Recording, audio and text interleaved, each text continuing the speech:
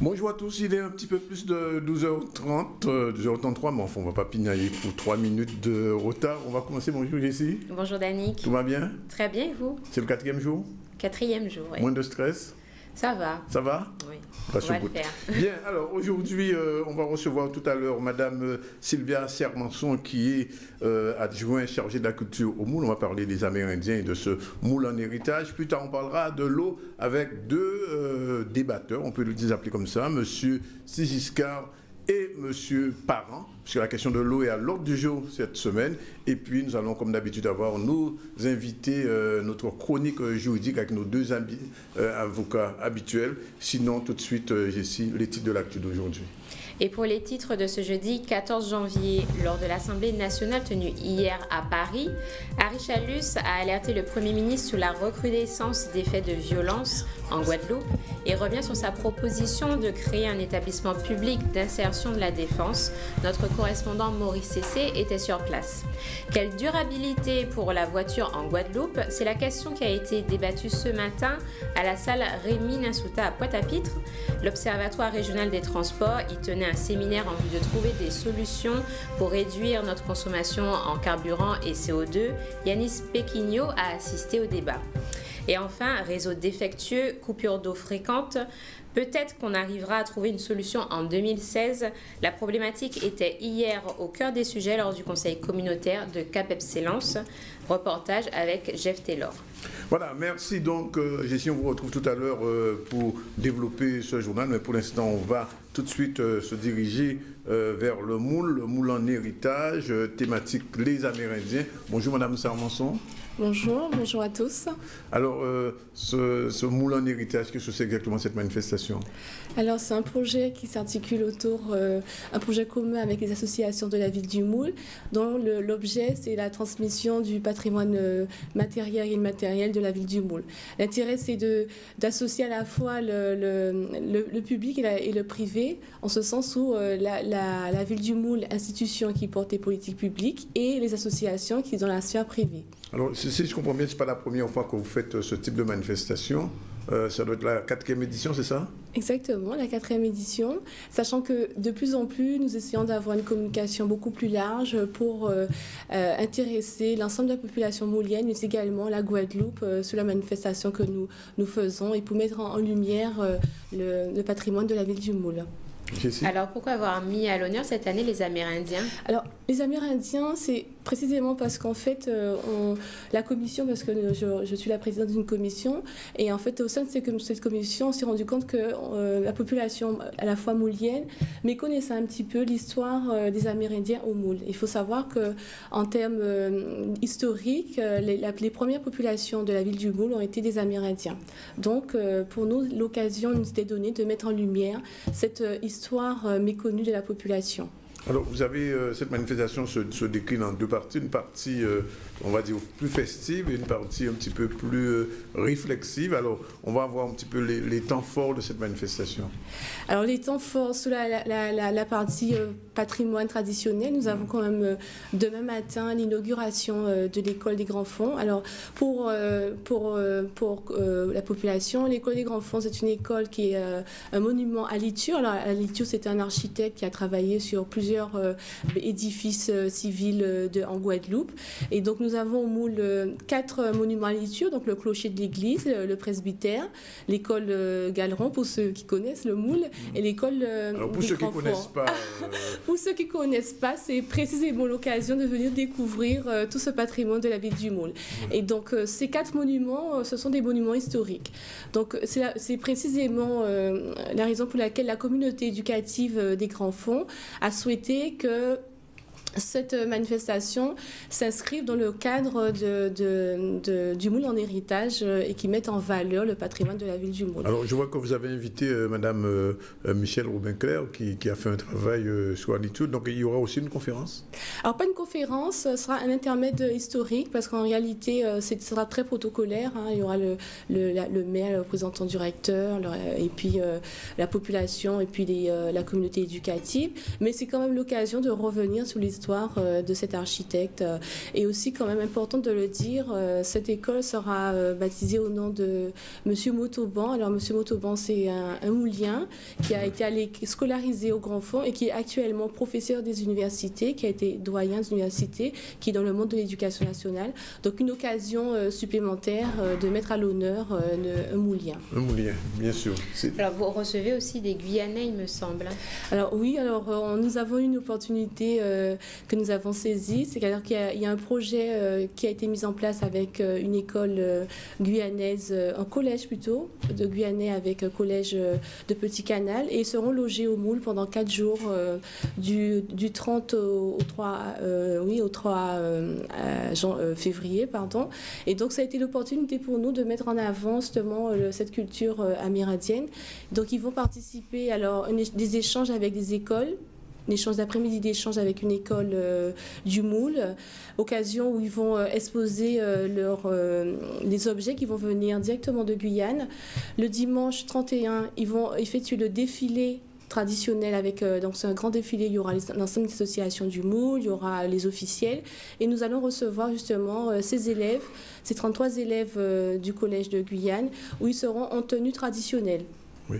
Donc, ce sont des groupes ethniques avec leur tenue traditionnelle, avec du sens. Et donc, ce sera l'occasion justement que j'espère que toute la population vienne à ce défilé, mais également Canal 10 pour pouvoir. Bien sûr, alors on ne va pas échapper au moule en folie habituel. Ah ben non. Oui.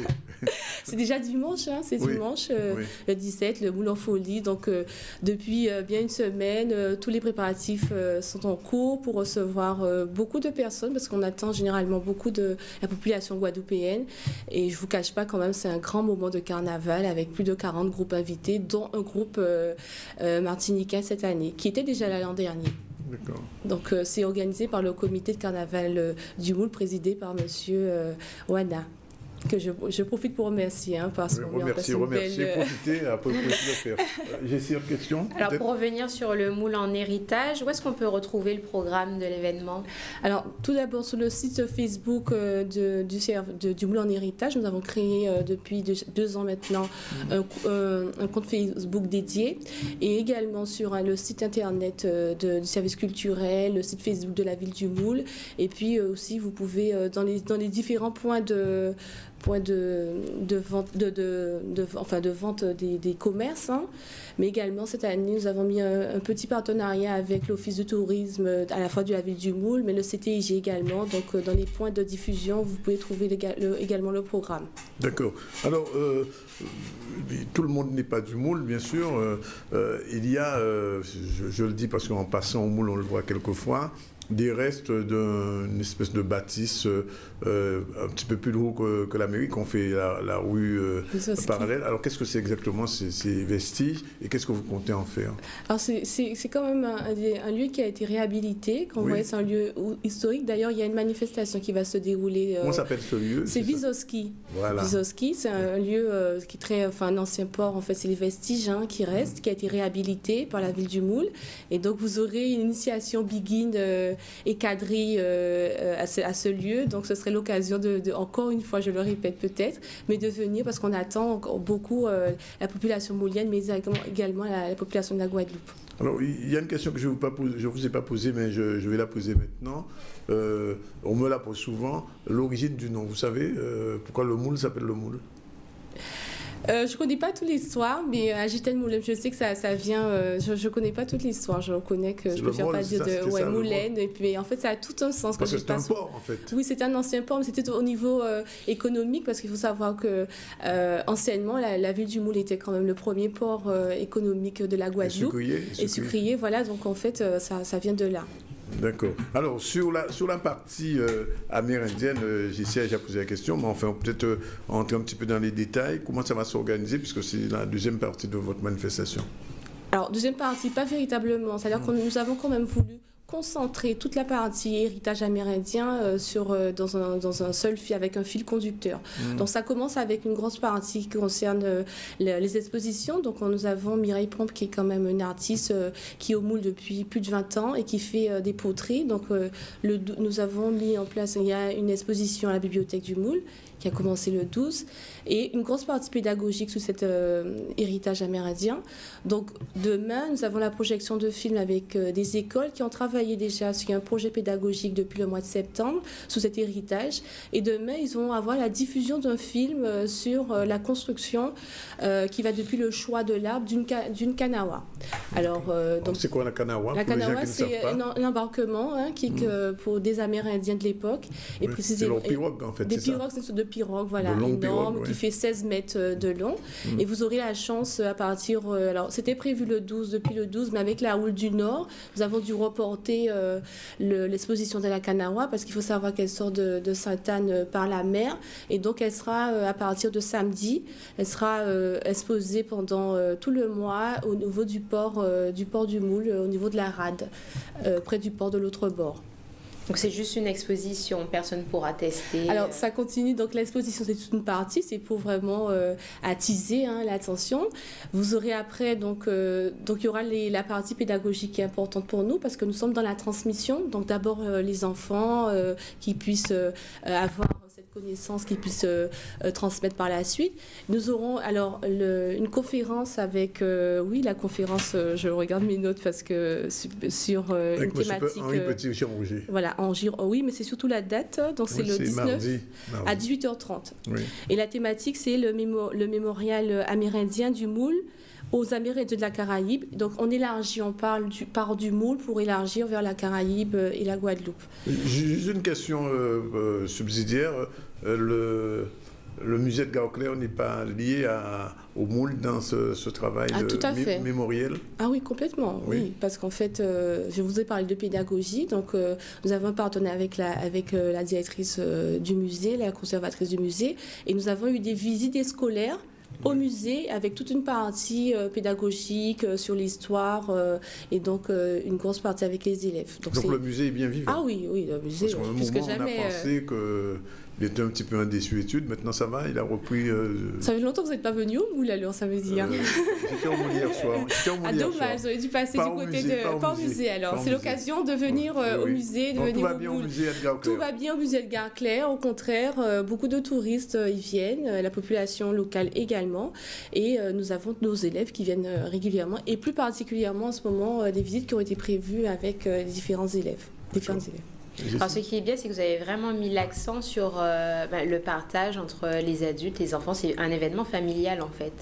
Un événement familial, ça me permet... Transgénérationnel, on va dire. Transgénérationnel, c'est ça l'idée. En dehors du fait de dire que nous avons du patrimoine au Moule, nous voulons surtout transmettre ce patrimoine à nos enfants, parce que l'avenir, ce sont surtout eux.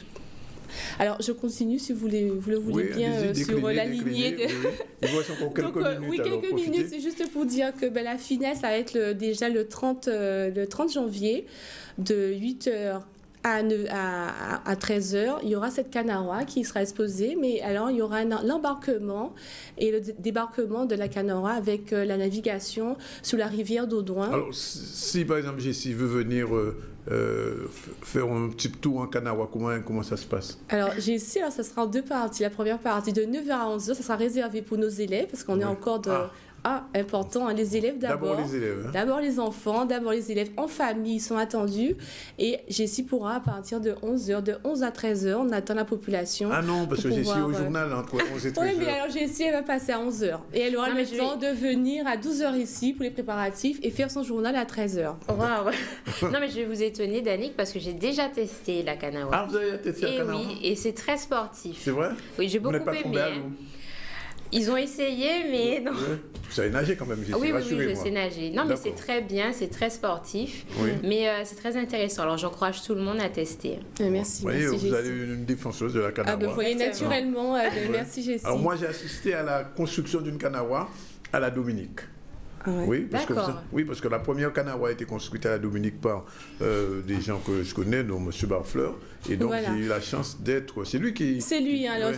on est en travail, M. Barfleur, le grand Barfleur, Baba national. Notre Baba national, et ça continue, parce qu'on travaille, c'est grâce à son partenariat que nous sommes... Je vois dans votre programme un terme caraïbe que je ne connaissais pas, le parc Tibi.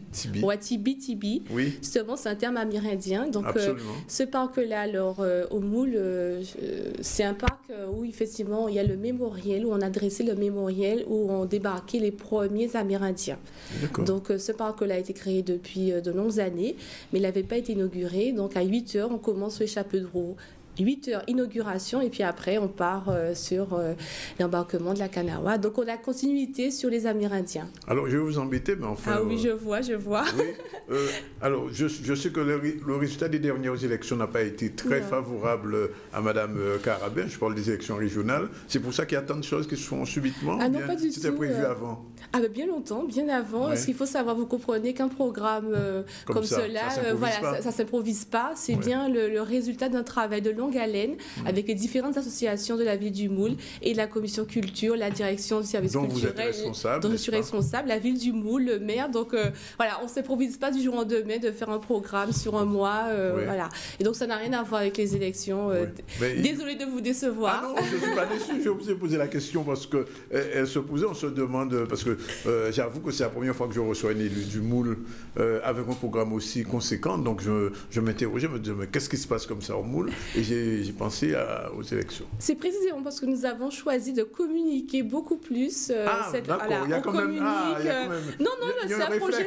Non, c'est 4e édition l'an dernier. Alors, je ne suis pas venue... Il n'y avait pas d'élu, mais il y avait quand même M. Galéron. Voilà, il y avait M. Galéron qui était là et qui avait présenté l'édition 2015 du Moule en héritage. Oui. Donc, cette année, je suis disponible. Vous montez au créneau cette année. Je ne suis pas montée au créneau, mais ce jour-là, je suis disponible. Donc, je viens pour présenter l'opération. Et c'est surtout aussi parce que nous sommes dans la transversalité. Il n'y a pas que les élus, il y a aussi les personnes de la société civile que nous mettons en avant sur le travail qu'ils font avec les élus. Voilà. Tout à fait. Ça veut dire qu'il y aura d'autres manifestations après, au cours de l'année, parce qu'on est qu'au début de l'année, vous êtes adjointe à la culture. Ça veut dire que plus tard, il y aura d'autres manifestations qui sont déjà Ah oui, il faut savoir que quand même la ville du Moule est sur une politique publique de culturelle qui est très, très active. Hein. Vous connaissez la salle Robert Loison, nous avons beaucoup d'activités, nous avons des ateliers, donc ça tout au long de l'année, il y a beaucoup de manifestations au Moule. D'ailleurs, on reçoit toute la population. Et vous avez un conseil régional qui est moulien.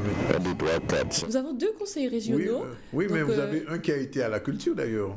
Oui, monsieur Nelson, Jean-Claude Nelson, et nous avons aussi Madame Armougon-Betty. Donc nous avons Betty Armougon, voilà, il ne faut pas l'oublier. Donc nous avons 2 conseillers régionaux. En fait, hein. Tout à fait, je trouve ça super. 2 conseillers régionaux, on ne peut pas mieux rêver, voilà. D'accord. Donc ça veut dire qu'au niveau de la culture, ça ira.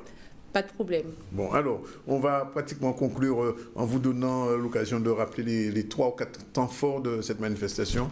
Donc, on l'a dit demain, donc, nous avons l'inauguration de l'école. L'école à Liture, hein, on va dire. À Liture, hein, oui. C'est très important. Nous avons également donc, la soirée des personnalités. J'en ai pas parlé, mais c'est quand même un des... Qu'est-ce que vous appelez la soirée des personnalités? En fait, expliquez-moi, parce que je ne comprends pas très bien. Il y a des personnalités, des non-personnalités. Pas du tout, ou bien il faut être invité. C'est quoi la soirée? En fait, la soirée des personnalités, c'est tout simplement l'occasion pour la ville du Moule de mettre à l'honneur des Mouliens qui, au cours de leur vie, que des Mouliens quand même, qui au cours de leur vie ont activement participé à militer dans la vie, la société civile, voilà, donc des Mouliens comme un autre qui sont mis à l'honneur ce jour-là, tout simplement. D'accord. Il y aura une remise de prix. Il y aura une remise de prix, un diplôme, et puis ça sera plutôt l'occasion pour eux d'échanger avec la population. Et puis, mais des Mouliens, je veux dire, un peu plus âgés que vous. Ah, bien sûr. Ça intéresse ici sûrement. On est dans le domaine patrimonial, donc on dit patrimoine. Donc oui, c'est des Mouliens quand même qui ont un âge certain et qui ont, au cours de leur vie... Un certain âge, d'accord. Voilà, comme vous voulez. Et donc pour continuer donc, la conférence, hein, on attend... Alors, je n'ai pas parlé des baroudeurs parce qu'ils sont... je pense qu'ils vont revenir. Oui. On a une grande manifestation le 24 janvier. Oui, qu'est-ce que c'est? Grande animation à Néron. On en a parlé. C'est l'association des baroudeurs qui... qui travaillent sous les bœufs tyrans. Et donc ce jour-là, on a justement une manifestation autour des bœufs tyrans, balade en charrette, construction de la charrette, de la roue de la charrette, etc. Donc une journée festive autour des bœufs et de la charrette. Donc, pour continuer de mémoire, comme ça, rapidement, donc on a dit la conférence Monsieur Petit-Jean, voilà, oui. ça, bon, incontournable. Et puis la finale entre mer et terre, le 30 janvier, au Moule. Voilà. Bon, et puis, les Amérindiens, le 31, le défilé. Voilà. Donc, on peut dire que Moule est en train de bouger. Le moule a toujours bougé, le moule continue à bouger. C'est mieux de dire le moule continue à bouger, c'est mieux. Oui, c'est mieux de dire ça comme ça. Bien, on va le retenir. Je ne sais pas, j'ai une dernière question, non, ça va? Non, dans ce cas, tout le monde, on donne à tout le monde rendez-vous du coup au moule, c'est jusqu'au 31 janvier. Voilà. Donc merci à tous et merci à vous, à Canal 10 en fait de m'avoir reçu. Et on sera sur l'événement, ne vous inquiétez pas. Super, on vous attend. On écoute supplémentaire. Voilà, il est 12h56 dans le ZCL. On remercie Madame Sylvia Sermanson. On aura peut-être l'occasion l'année prochaine de revoir à la même place, la 5e édition. Elle a passé ça va, pas eu trop de stress.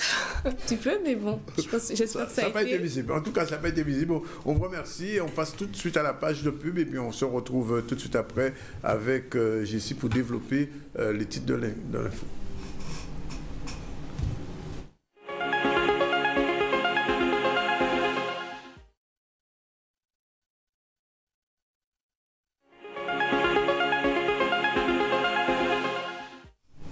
Voilà, il est 13h01 dans le ZCL de ce jeudi 14. Je vous l'ai dit, nous allons aborder la question de l'eau tout à l'heure. Monsieur Parent est déjà là, Monsieur Céziska malheureusement est en chemin. Sinon, on va tout de suite commencer avec les titres du journal et c'est Jessie Gouvernement qui va débuter.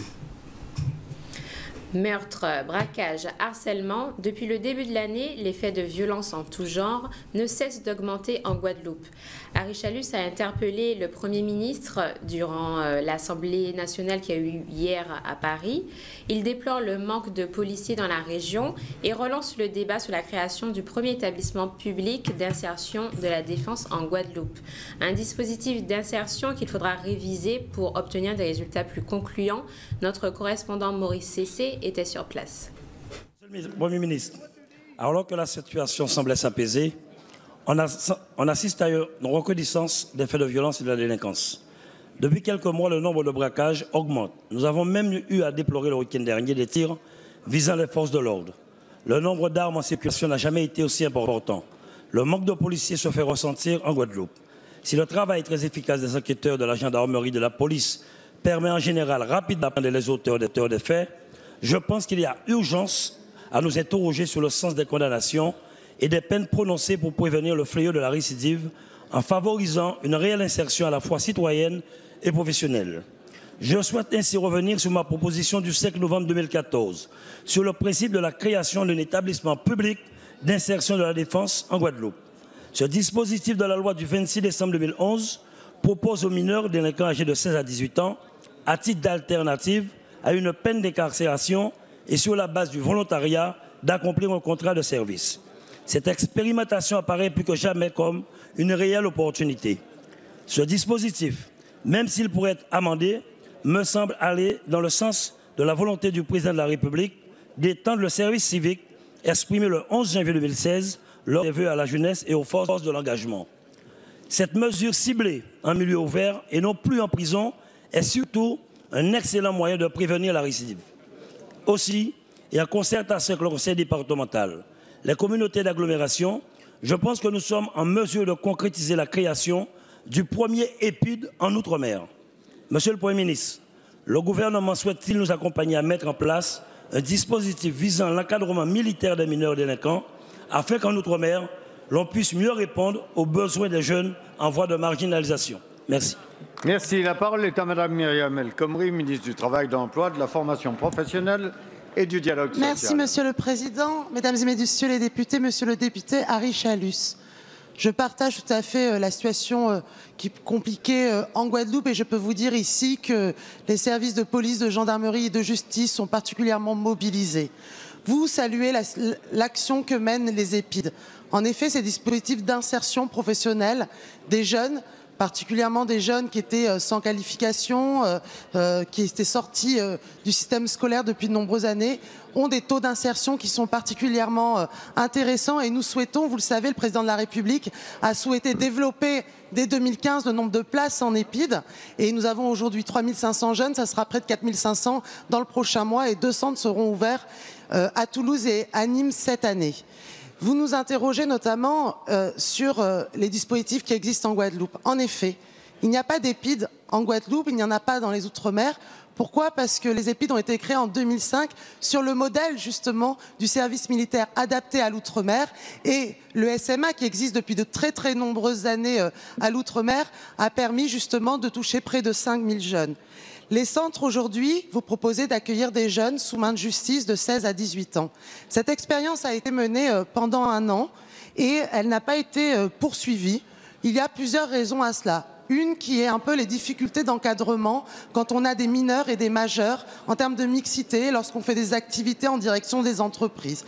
L'autre, ça n'a pas été jugé efficace d'un point de vue de la mixité publique et par rapport à tout le personnel pédagogique, parce que la pédagogie de l'EPID, elle est basée sur le volontariat. Néanmoins, l'EPID et le SMA sont tournés bien sûr vers l'insertion professionnelle des jeunes. Néanmoins, le gouvernement est tout à fait ouvert pour travailler avec vous sur un dispositif avec le ministère de la Justice, avec le ministère de l'Outre-mer et le ministère de la Défense. Hier, la communauté d'agglomération Cap Excellence s'est mobilisée fermement sur la question de l'eau. Des coupures d'eau récurrentes, un réseau défectueux en 2016. La situation de l'eau en Guadeloupe est calamiteuse. Cap Excellence est très engagé sur cette problématique. Reportage tout de suite avec Jeff Taylor. Chantier tel que l'eau, qui est un chantier prioritaire, puisque des difficultés se présentent sur tout le territoire de l'agglo. On a vu aujourd'hui, concernant les travaux qui doivent se faire du côté de Perrin, l'eau est vitale. Les Guadeloupéens ont besoin de l'eau, les enfants particulièrement, qui ont besoin de prendre une douche le matin avant de se rendre à l'école, les familles, les parents avant de se rendre au travail. Ce sont des dossiers sur lesquels nous sommes. Bien entendu, c'est vrai, il faut aussi que financièrement, ça puisse pouvoir suivre. Donc on a la volonté, particulièrement l'élu qui est en charge de ce dossier a de la bonne volonté. Je veux parler de Maggie Cellini pour pouvoir régler cette problématique. Et donc nous ferons tout pour qu'avec les grandes collectivités, le conseil départemental, le conseil régional, le FEDER, au niveau des fonds européens, pour que nous puissions aboutir à ce dossier. Nous avons des gros dossiers lourds, évidemment, sur lesquels on engage des dizaines de millions d'euros depuis 2009, avec des ouvrages, des extensions de réseau, des réparations de réseau, des surpresseurs, avec des stations d'épuration, des réservoirs d'eau, des connexions entre ces différents ouvrages hydrauliques, le problème de l'assainissement aussi, au niveau des eaux usées, sur lesquelles nous sommes très engagés auprès des populations, pour qu'ils soient branchés correctement au réseau, soit un réseau individuel ou collectif d'évacuation des eaux usées. Nous avons délibéré pour faire en sorte que toute cette zone nord-ouest des abîmes où sera construit Perrin, où va se développer un grand centre de santé, aussi Taonaba, écotouristique, soit alimenté correctement en eau. Et aussi, puisqu'on puisse traiter les eaux usées également. Donc Cap Excellence est vraiment engagé sur le dossier de l'eau, comme sur le dossier des transports et sur le dossier des déchets également, avec le syndicat mixte des transports, où nous sommes partie prenante, et ainsi que le CIVAD, où nous sommes également partie prenante. C'est vraiment le plus gros enjeu que nous ayons sur le territoire aujourd'hui, parce qu'il n'est pas admissible qu'en 2015, vous ayez des gens qui n'ont pas de l'eau à leur robinet. Alors bien entendu, la volonté est là et nous mettrons tout en œuvre pour que nous puissions pallier à cette affaire-là, parce que ce n'est pas possible de continuer dans cette situation. Jérôme Parent, bonjour. Bonjour. Merci d'être venu. On vous a fait venir, on avait invité aussi M. Sigiscar, mais il est en chemin, probablement il prendra l'émission en cours. Et on voudrait, avec vous, voir un peu des problématiques de l'eau. Au moment où on parle d'un syndicat unique, je sais que vous êtes battu depuis 2009 pour cette question à l'époque du LKP. Je sais que depuis plusieurs années, près d'une vingtaine d'années, même plus, depuis Capester, vous avez combattu aussi pour des questions liées à la consommation de l'eau, au prix de l'eau, à la qualité de l'eau. Est-ce que tout ce qui se fait en ce moment, ça vous satisfait? Pas du tout. D'ailleurs, je dis bonjour à la population guadeloupéenne, en pleine difficulté aujourd'hui en année 2016, concernant l'eau. Chacun d'entre nous sait les difficultés majeures que les familles guadeloupéennes reçoivent chez eux, des factures exorbitantes qu'ils ne peuvent pas payer et avec des saisies devant la justice en ce moment, et que nous déplorons avec fermeté qu'avant tout, préparation de l'eau Guadeloupe, la mise en question véritablement de savoir qu'est-ce qu'on va faire pour les Guadeloupéens.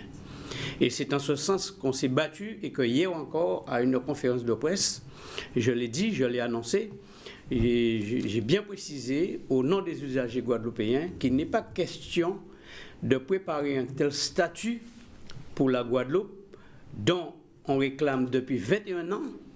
Et en 2009, on a su se mettre ensemble pour préparer un protocole d'accord avec l'ensemble des organisations présentes, qui étaient de 48, oui, où on a décidé avec l'État, avec les politiques et tout le monde, on a signé cet accord pour mettre en place ce fameux organisation syndicat unique de l'eau pour la Guadeloupe. Oui. Mais aujourd'hui, on dit bien qu'il ne faut pas mettre la charrue avant les bœufs et que les usagers, les travailleurs, les techniciens et monsieur tout le monde qui est consommateur en général doivent en faire partie.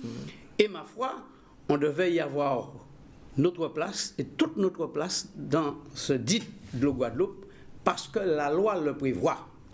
Et nous ne voulons que la loi et donnez-nous notre droit, en ce sens qu'on ne peut pas construire et bâtir sans ceux qui payent. Celui qui paye aujourd'hui, c'est l'usager. Et c'est l'usager, le vache à lait, c'est dans ses poches qu'on met la main pour récupérer de l'argent tous les jours, pour construire et pour faire payer les factures. Alors, il est nécessaire et fondamental, je l'ai dit à monsieur le préfet, qui doit mettre de l'ordre pour la sécurité des biens et des gens en Guadeloupe, de faire attention, de rappeler à l'ordre ces messieurs, dames, nos responsables politiques, qui doivent absolument tenir compte de ce que je dis. Et je lui ai demandé hier, je ne sais pas aujourd'hui si c'est le cas, je lui ai demandé de surseoir sous la signature d'arrêté, oui, que normalement il devait prendre aujourd'hui pour valider ce statut qui devait être mis en cause. Alors, d'après ce que j'ai compris, vous reprochez donc à ce statut d'avoir que des politiques et de n'avoir pas les personnalités civiles, c'est ça? Absolument, absolument. Oui. Les politiques, d'ailleurs, à ce sujet, depuis 50 ans, a coulé la caisse de l'eau. Oui. Tout ce qui s'est fait dans l'eau a été conduit uniquement avec des politiques. Et les politiques n'ont pas réussi. Ils ont plombé les Guadeloupéens, ils ont plombé les usagers, c'était de la gabégie. Et aujourd'hui, nous ne pouvons plus accepter et nous disons qu'il faut que chacun d'entre nous ait sa place dans cette organisation de manière à parler au nom de l'usager et pour défendre les intérêts des usagers. Parce qu'il faut savoir une chose, M. Zandonis, comment peut-on construire, bâtir cette nouvelle organisation unique de la Guadeloupe sans parler d'une canalisation nouvelle, puisque c'est signé en 2009 oui, avec le protocole du LKP. Il nous faut parler déjà d'une usine de production et de distribution d'eau. Il nous faut parler de la mise en conformité de tous les compteurs défectueux qui n'arrivent pas à faire des relevés convenablement, puisqu'on fait payer des factures exorbitantes. Pourquoi?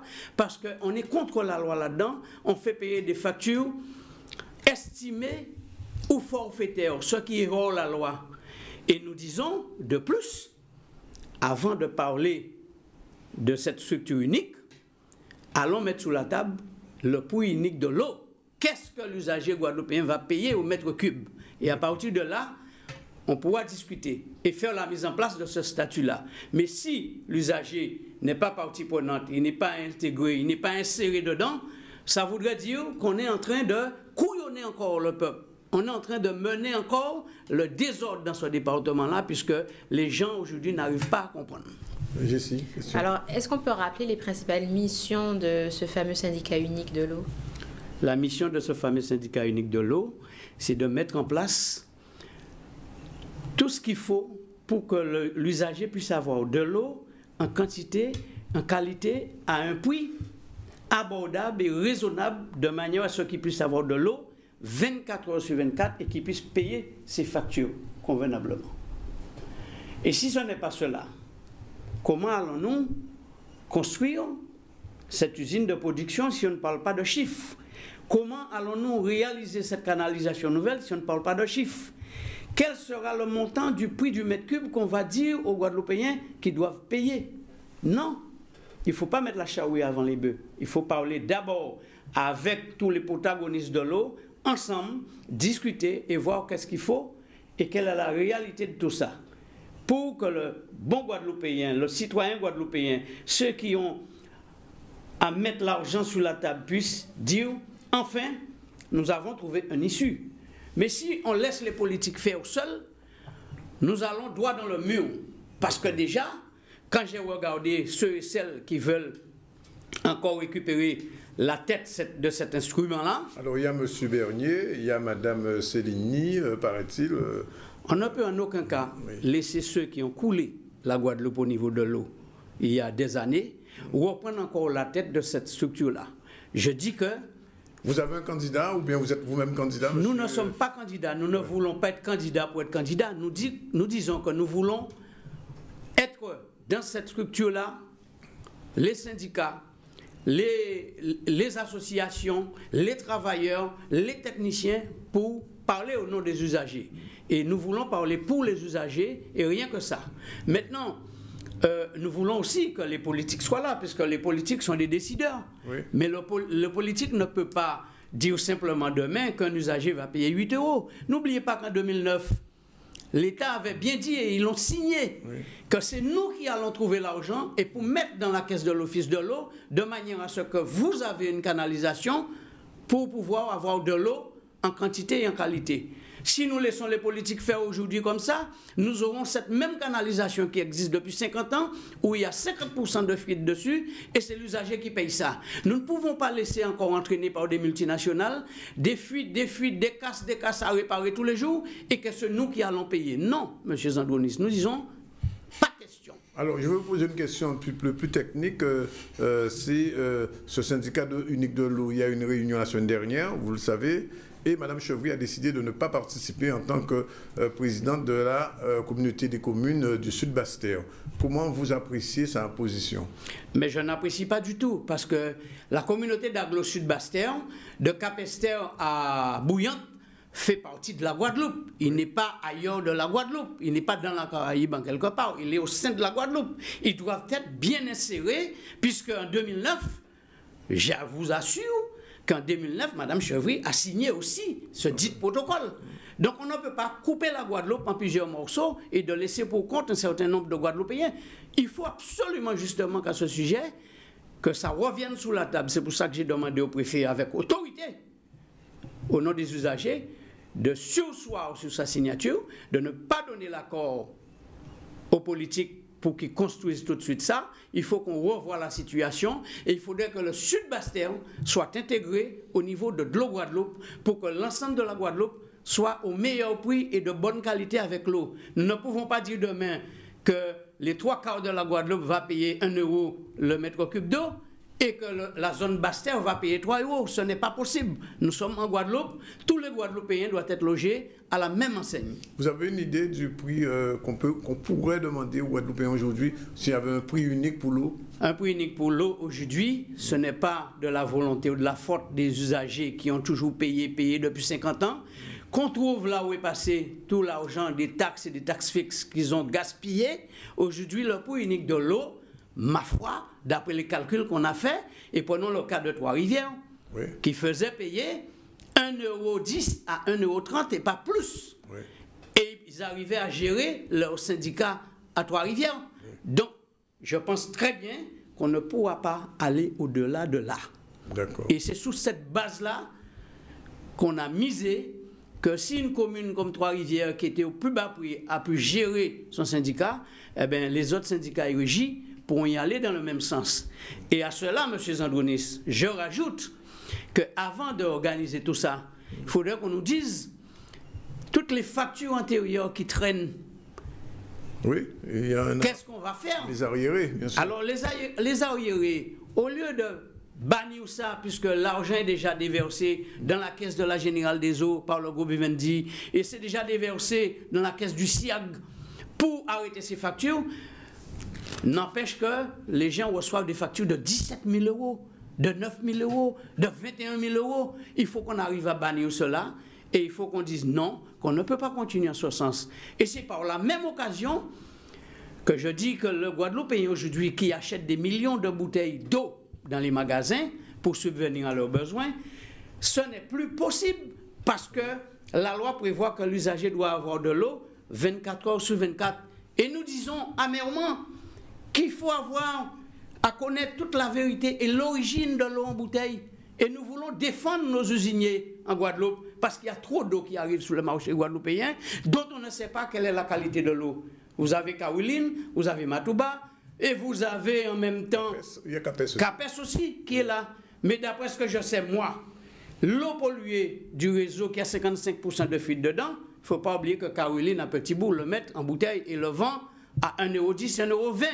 Sachant qu'il achète dans les mains de la Générale des Eaux cette même eau-là à 0,45 centimes. Nous ne pouvons pas accepter cela. L'eau du robinet qui vend en bouteille ne peut pas être revendue à un Guadeloupéen aujourd'hui. Donc nous nous battons pour l'ensemble du système de l'eau en Guadeloupe, mais de manière à régler définitivement, mais ne pas jouer encore avec la tête des Guadeloupéens. Nos politiques, ce n'est pas le Dieu déposé sur la terre, c'est des gens qui doivent gérer dans de bonnes conditions. Et c'est ce que nous voulons leur dire aujourd'hui, qu'il faut qu'ils admettent qu'il y a un problème, et le véritable problème, puisque Mme Boel l'incertain l'a dit 18 fois lors qu'elle a été élue à Basse-Terre. Je vais m'occuper du problème de l'eau dès aujourd'hui. Oui. Aujourd'hui, ça fait 1 an. D'accord. Et je veux dire en même temps à Richard Luce qui vient nouvellement élu, personne ne veut l'accuser pour ça, mais de tenir compte en tant que région Guadeloupe, avant d'éjecter de l'argent dans les mains des politiques pour faire n'importe quoi, de s'asseoir aussi avec nous pour qu'on puisse discuter à la table. Question, Jessie? Alors, est-ce que les politiques sont favorables, du coup, pour recevoir les salariés et les usagers dans le syndicat? Écoutez, ma réponse, elle est claire. Je ne veux pas savoir s'ils sont favorables ou pas. Ce que je veux dire, c'est que pour qu'il n'y ait pas de bouleversement en Guadeloupe, demain, il faut faire l'application de la loi. Dans toutes les régions de France, c'est comme ça que ça se passe. Et si nous sommes assujettis de la France, nous sommes dans un département dit français, je veux que les mêmes lois s'appliquent au niveau de la Guadeloupe et qu'on sache, que nos politiques sachent que nous devrions faire partie de ce syndicat et nous luttons et nous militons pour ça et nous ne nous laisserons pas faire. Croyez-moi que nous allons prendre nos bâtons de pèlerin et nous allons faire ce qu'il faut, mais la Guadeloupe va bouger. Justement, j'ai cru comprendre que si le préfet n'allait pas dans votre sens, vous seriez prêt à, comme on dit en créole, la mettre en route? Nous qu'on mette en route parce que je crois bien qu'il va vouloir pas rentrer dans notre sens, mais faire appliquer la loi.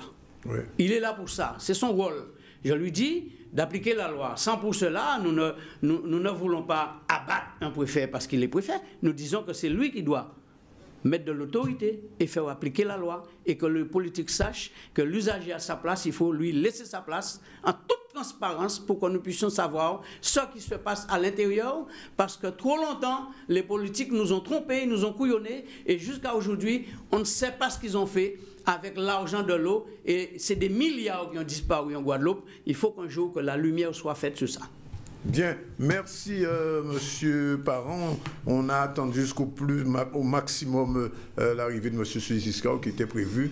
Mais enfin, en passant s'il perd un chemin, enfin, il n'est pas arrivé en tout cas. On va continuer le journal au moins jusqu'à 30 et puis s'il n'est pas arrivé avant 30, on va vous libérer. J'ai ici la suite. Alors, quel impact l'automobile a sur l'environnement local? Quelles sont les solutions pour réduire la consommation en carburant et CO2? L'ADEME, la DIL et la région Guadeloupe ont tenu un séminaire ce matin à la salle Rémy Nassouta à Pointe-à-Pitre pour répondre à ces questions. Danick Zandronis et Yanis Péquignot étaient sur place. Eh bien, ça ne surprendra personne. Il est beaucoup plus important en Guadeloupe par comparaison à un véhicule identique par rapport à la France hexagonale. Mais cette étude, qui était la première étude un peu lourde de l'Observatoire des prix de Guadeloupe, est fait justement pour montrer que faute d'autres moyens de transport, le plus souvent les ménages, pour 66% d'entre eux, puisque quand même 33% des ménages guadeloupéens n'ont pas de voiture, mais pour 66% d'entre eux, ils sont contraints d'avoir une voiture et de l'utiliser. Et c'est ça qui est très difficile tarifiant beaucoup plus qu'en métropole. Je vous donne un exemple. Pour un petit véhicule de type Clio ou 208, alors qu'une 208 en moyenne en France hexagonale va rouler 8000 km par an, en Guadeloupe, elle roule 14 000 km. Et selon l'étude, les résultats d'études approfondies que nous avons fait sur le sujet. Donc vous imaginez bien que tout ce qui est coût proportionnel, le carburant, les pneus, l'entretien, les réparations et le changement du véhicule, et l'assurance, et les risques aussi, tout est proportionnel. Et donc le budget pour un ménage guadeloupéen, pour un petit véhicule, est de l'ordre de 3 000 € par an. Supplémentaire en Guadeloupe pour une voiture par rapport à son homologue de France hexagonale. Si vous avez 2 voitures, vous multipliez par 2. Les coûts plus élevés du véhicule en Guadeloupe sont dus à tout un tas de facteurs. D'abord parce que les Guadeloupéens roulent plus que les métropolitains. Aussi parce qu'il y a des conditions climatiques qui font que le véhicule se dégrade plus rapidement, qu'il a besoin de plus d'entretien. Et puis d'autres coûts aussi dus à l'assurance, aussi des coûts dus aussi au coût du crédit. Donc il y a tout un tas de coûts, il n'y a pas seulement le coût d'achat ou le coût d'entretien qui fait partie des coûts qui sont plus importants ici en Guadeloupe qu'ailleurs. Je crois que l'Observatoire n'a pas de moyens d'action, sauf par son information. Et nous terminons donc l'étude en disant la balle maintenant est dans le camp des décideurs. Si on veut ramener l'usage, je ne dis pas le prix, ça le prix c'est un autre débat, mais l'usage à un usage comparable à la métropole, il faut absolument développer d'autres moyens de transport. Et c'est justement le fond de la journée d'études d'aujourd'hui, c'est de développer des transports en commun qui soient fiables et performants, et c'est aussi de développer des moyens plus souples. Et je pense par exemple au covoiturage, à l'autopartage, voire dans des zones d'agglomération, le transport en vélo, voire la marche à pied. Mais il y a quand même des solutions qui aujourd'hui, je dirais à moindre coût, pourraient être développées en Guadeloupe de manière à réduire cet énorme écart budgétaire. Concernant Parent. Monsieur Parent, je viens de recevoir un tweet me disant que le Code général des collectivités territoriales n'autorise pas les salariés ni les associations à intégrer un syndicat. Ah ben, la loi de janvier 92, on n'a qu'à la vérifier, celui qui le dit, et il verra ce que ça dit la loi sur l'eau, dont il précise que les usagers doivent être intégrés dans tout ce qui concerne l'eau. Mais pas sur les syndicats, même sur les syndicats, absolument, syndicats de l'eau. Absolument, absolument. Oui. Et deuxième chose, il doit y avoir une commission consultative. Oui. Alors on me précise, je vous donne par ailleurs le prix de l'eau le plus bas en France qu'en Guadeloupe. L'IDF a augmenté les prix 2 fois et on n'a rien dit. Alors sous l'idée, il paraît que l'eau ici est moins chère qu'en France. Ah oui, mais l'eau ici est moins chère qu'en France, mais ce qu'on donne en France, ce qu'on donne ici, ça n'a rien à voir.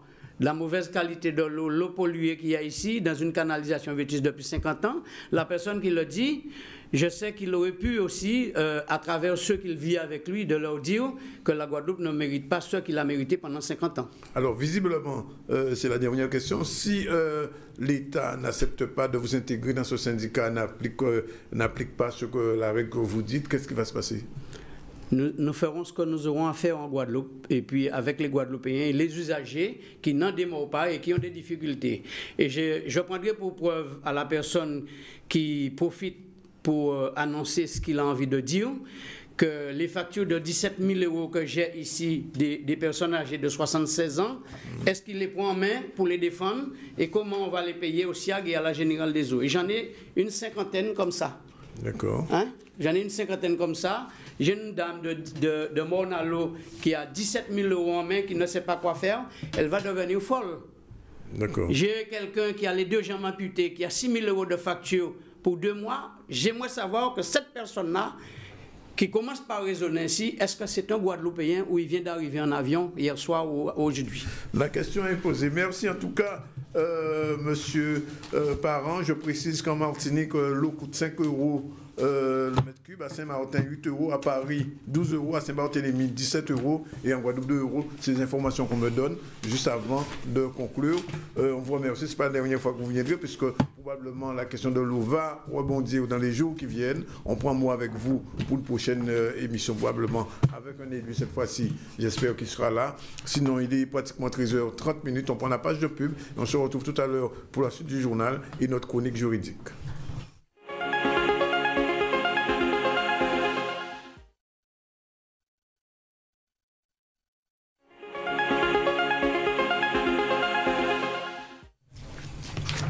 Vous n'avez pas couru en vain lors des 5 km de McDonald's. 40 152 €, c'est la somme qui a été récoltée pour lutter contre la drépanocytose.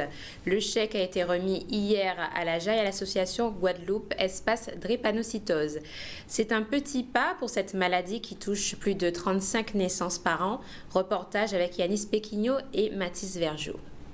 Aujourd'hui, l'aboutissement avec le 13 novembre où on a récolté les fonds avec l'achat d'une Big Mac, avec les t-shirts, 40 000 €, plus de 40 000 €, 152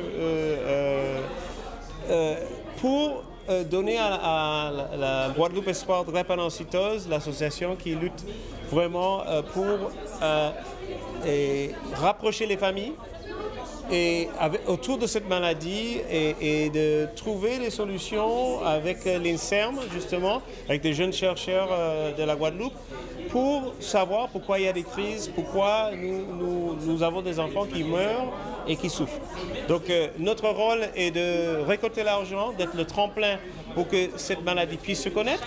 Et chaque année, ça fait 14 ans qu'on travaille avec la GED, mais chaque année, notre rôle en tant que McDonald's, c'est de justement aider les enfants malades et aussi utiliser les événements comme le 5 km pour justement une vie active. Donc la drépanocytose, c'est d'abord une maladie génétique, c'est le prototype des maladies génétiques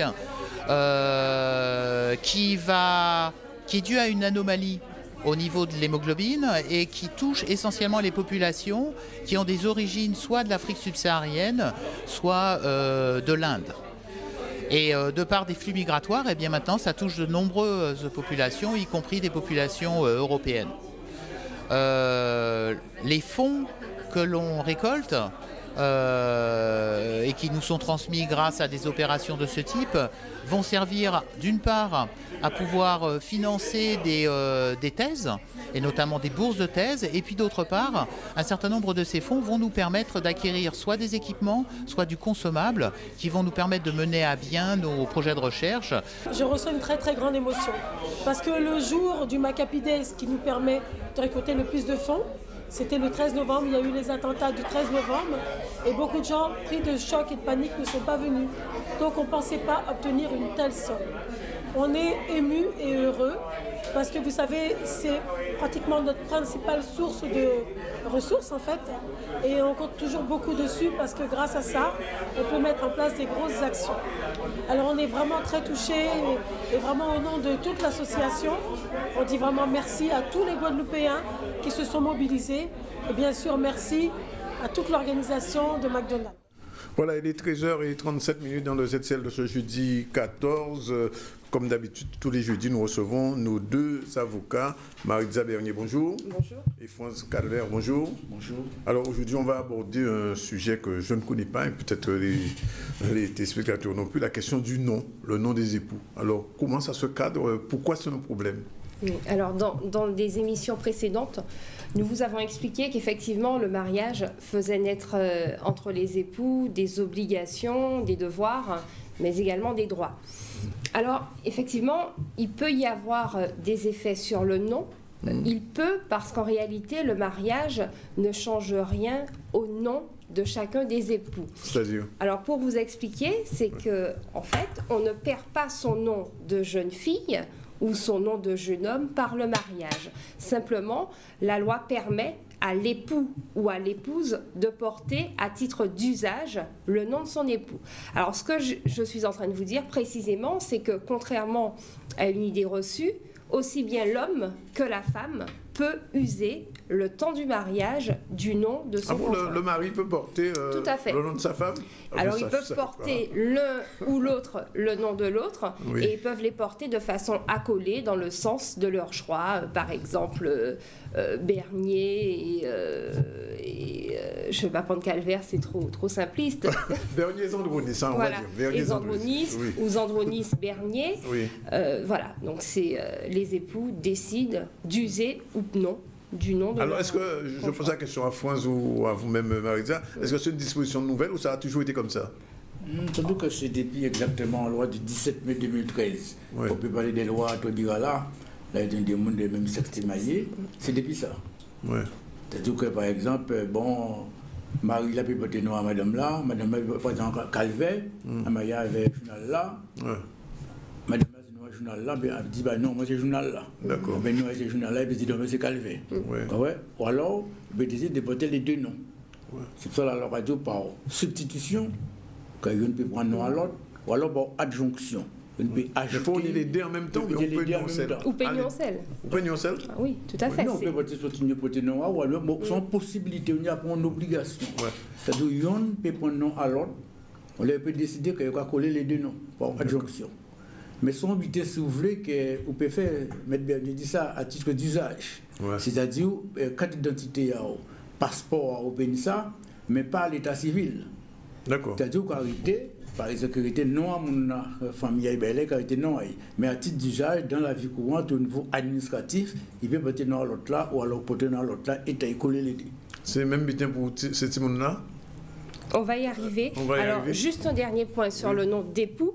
Il faut savoir qu'après le mariage, normalement, on reprend son nom de jeune fille. Voilà. Sauf que, dans certains cas, lorsqu'on se sera fait connaître sous le nom de son époux ou de son épouse, on peut être autorisé par la justice à continuer à porter ce nom-là. Par exemple, un médecin qui se sera fait connaître sous le nom de son époux, par exemple, ou un mannequin, va pouvoir demander... On a un exemple très célèbre en Guadeloupe, c'est Maryse Condé. Qui son nom de jeune fille n'est pas Maryse Condé, elle a épousé un Guinéen qui s'appelait Condé et elle continue à s'appeler Maryse Condé. C'est exactement ça, parce qu'elle s'est fait connaître sous le nom Condé. Alors qu'elle s'est remariée d'ailleurs, depuis, enfin, parenthèse. Alors, Jessie, peut-être un nom, un mot sous les noms? Non, mais j'apprends en plus. Non, c'est très bien, ça va pas plaire aux hommes. Oui, de changer de nom, de pouvoir changer de nom? Que la femme puisse garder son nom de jeune fille, que ça ne soit pas une obligation, ou même que l'homme, le mari, puisse avoir le nom de la femme, je ne sais pas. Ça dépend, selon la femme qu'on a, ça peut être intéressant de porter son nom aussi. Ça dépend. Je vois. Alors, on est arrivé au problème des... Alors, est-ce qu'on perd son nom? Oui, on a répondu. Problème de l'enfant. Alors, est-ce que l'enfant a les deux noms ou un des noms, ou comment ça se marie? Plusieurs possibilités. D'abord, en cas de reconnaissance simultanée, ce qui est aussi le cas lorsque les époux vont être mariés, les parents vont pouvoir choisir le nom que va porter leur enfant. Alors, ça sera soit le nom de la maman, soit le nom du papa, soit les deux noms accolés. En l'absence de choix des parents et en cas de reconnaissance simultanée, l'officier d'état civil va attribuer le nom du père ou les deux noms accolés.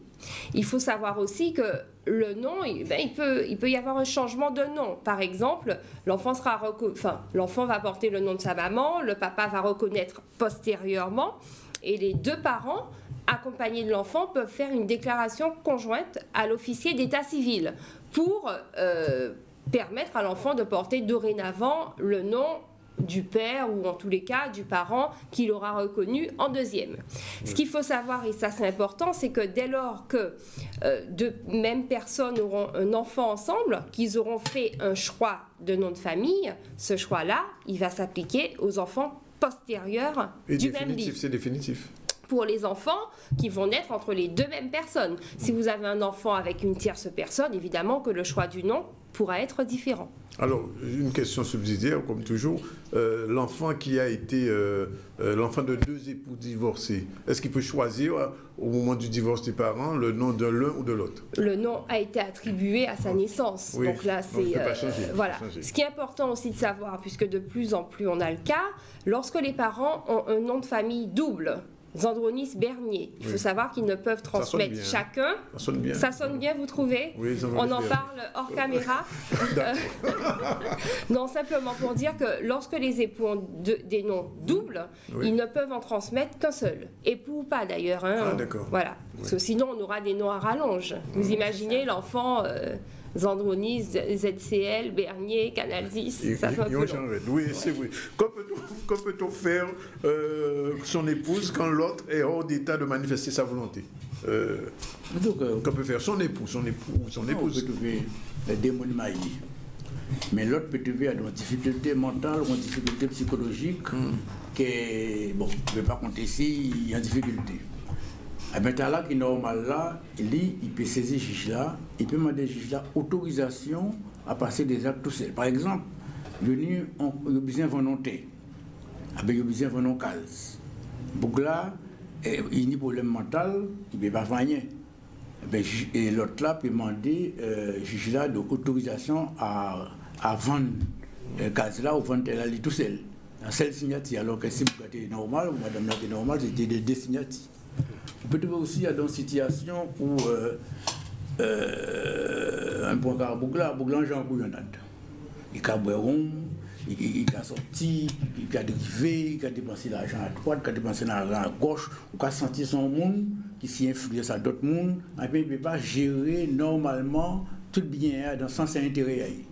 Mais l'autre là aussi, l'autre époux peut demander juge là ou peut demander juge là d'interdire monsieur, même si c'est bien propre, interdit de faire un quelconque acte, par exemple des vols en quelconque butin, si pas ni autorisation. Ça veut dire en gros, l'on voit des mondes maillés et ni des difficultés, il y a un problème quelconque quand il est hors d'état de manifester sa volonté, et bien à un moment là, ça l'autre là, une possibilité de demander juge là des points de mesure autorisé à agir ou alors interdit à l'acte scientifique de faire sur des butins, ou alors obligé de faire ça à des, pour ne pas divulguer, pour ne pas dilapider les biens communs ou même biens personnels. Alors, nous, bien qu'arrivé souvent en Guadeloupe, c'est on madame Fontimouna, avant de mailler, il maillait, Timouna, qui a pris un nom à papa là, et enfin, non à Marie, à madame là, mais qui pas papa. Et les autres frères, ni même non là. Est-ce que Timouna ça ni même droit? On n'a pas bien compris. Alors, Oumaye, elles vont madame qui était Jagnon Timoun. Oui. Mais Timouna te dit non à maman. Vous, comme Oumaye, madame là, ou madame là, non à Timouna, ou madame Timouna non à vous. Mais en fait d'autres Timouna après. Alors, est-ce que Timouna ça qui ni même droit? Parce qu'il n'y a même nom qui n'a pas Timouna qui les autres, ces autres Timouna qui sont là. Alors, ça qui est important en matière d'héritage, c'est la notion de filiation. Oui. Ouais? Si, à partir du moment que si on forme quelconque, à un moment quelconque, Timouna reconnu, il est nécessairement hérité de tout le monde qui reconnaît. Même si pas au même titre que les autres. Mais au même titre que les autres. Parce qu'il y a des noms là. Peut-être au niveau génétique, à partir de Timouna. Oui, oui. Mais s'il reconnaît au niveau administratif, légalement, il C'est dans le cadre de l'adoption. C'est comme dans le cadre de l'adoption. Si on décide d'adopter, l'enfant adopté a les mêmes droits que les autres Timouna.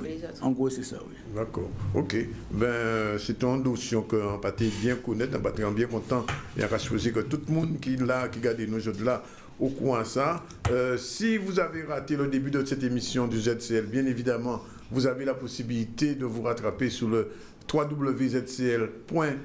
Avant de conclure, il est pratiquement 13h47. J'ai ici les deux titres principaux aujourd'hui. Alors, c'est Arichalus qui tire la sonnette d'alarme concernant la violence en Guadeloupe. Et ensuite, on a eu le séminaire donc, ce matin sur la durabilité de la voiture en Guadeloupe.